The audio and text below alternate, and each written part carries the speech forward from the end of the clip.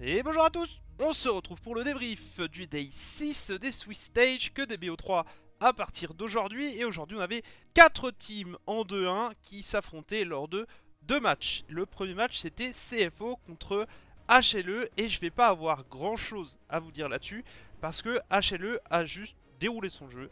Les CFO se sont battus mais n'ont rien pu faire. Ça se voyait qu'il y avait une différence de niveau entre les deux équipes.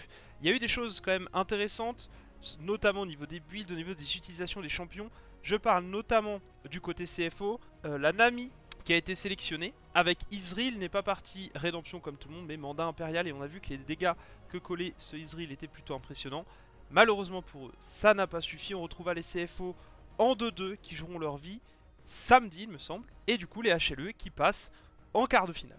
Ce qui nous intéresse surtout, c'est le deuxième BO3 de la journée entre FlyQuest et G2, la top 1 team nord-américaine contre la top 1 team européenne. Et c'est un BO qui a tenu toutes ses promesses. La première game a été menée de la tête et des épaules par FlyQuest qui avait une très bonne composition. Malheureusement, G2 avait une compo avec des conditions de victoire un peu chelou. Ils ont des carries qui sont attentistes et qui veulent scale avec Victor Caitlyn, mais en même temps avec, on met des champions qui sont un peu playmakers avec Bard et Maokai.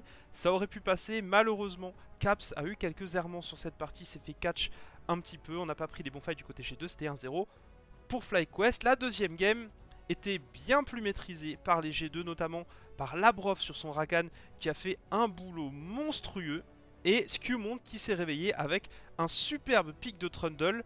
Et pour la dernière game, on a eu le droit à une draft de gala de la part de G2 puisque c'est Skewmont qui nous a sorti son Mundo, un Mundo qui a réalisé les travaux qu'on lui demandait. Il devait tanker, et une game qui a été d'abord maîtrisée par les G2 puis un peu rendue sur une contestation bizarre au niveau du Nashor du Gromp. On s'est battu pour une grenouille, mais suite à quelques péripéties et à Hansama toujours aussi solide, il a presque pas fait d'erreur du BO Hansama.